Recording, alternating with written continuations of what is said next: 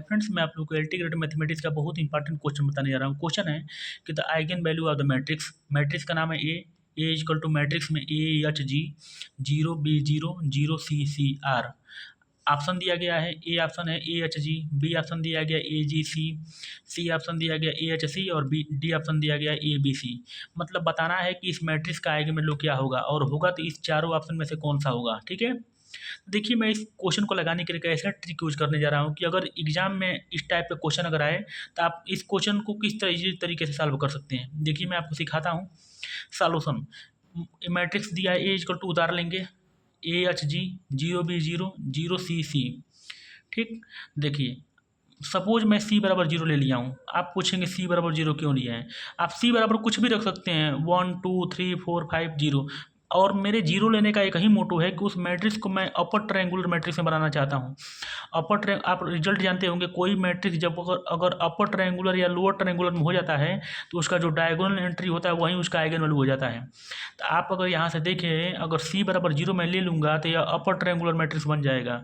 और ये प्रॉपर्टी होती है कि कोई भी मैट्रिक्स अगर अपर ट्रायंगुलर हो चाहे लोअर ट्रायंगुलर हो, तो जो उसका डायगोनल एंट्री होता है ना वही उसका आइगन वैल्यू हो जाता है। तो मैं सी बराबर 0 ले लिया हूँ, तो यहाँ सी बराबर 0 रखिए। तो ए एच जी 0 B 0, और जहाँ भी सी है वहाँ 0 रख दीजिए। सी हम 0 चूज किए हैं। ठीक है, जब सी बराबर 0 यहाँ रखे हैं तो देखिए यहाँ से 0 0 0 हो गया। तो देखिए अपर ट्रायंगुलर मैट्रिक्स बन गया। ठीक, तो अपर ट्रायंगुलर मैट्रिक्स हो गया, जो डायगोनल एंट्री होगा वहीं उसका आइगन वैल्यू हो जाएगा। तो आइगन वैल्यू क्या हो जाएगा इस मैट्रिक्स का, A B 0। डायगोनल में ही ना है A B 0, क्योंकि ये अपर ट्रायंगुलर मैट्रिक्स है इसलिए इसका आइगन वैल्यू A B 0 हो गया। तो अब हम ऑप्शन में देखेंगे कहाँ A B 0 है, वहीं हमारा आइगन वैल्यू हो जाएगा। लेकिन शर्त क्या है कि ऑप्शन में सी बराबर 0 रखना होगा।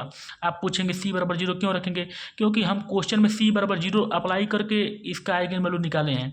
तो जो हमारा ऑप्शन होगा जहाँ सी होगा वहाँ 0 रख देंगे, फिर चेक करेंगे कि हमारा आइगन वैल्यू A B 0 कहाँ आ रहा है। ठीक है, तो मैं ऑप्शन देखता हूँ।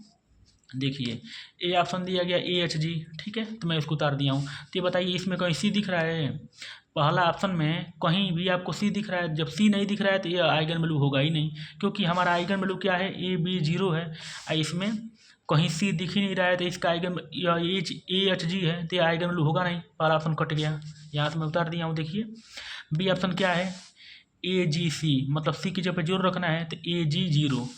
तो क्या हो जाएगा बी ऑप्शन A, G, 0। तो आइगन वैल्यू हमारा क्या दिया है, निकला है A B 0, और ऑप्शन क्या है AG 0। तो क्या सही है, नहीं, गलत हो जाएगा। सी ऑप्शन क्या है AHC। तो जब AHC है तो सी की जगह 0 रखना है। तो मैं यहाँ पे लिख दिया हूँ साइड में AH80 की जगह 0। तो बताइए क्या आइगन वैल्यू है, नहीं, क्योंकि हमारा आइगन वैल्यू A, B, 0 निकला है। सी ऑप्शन भी कट जाएगा।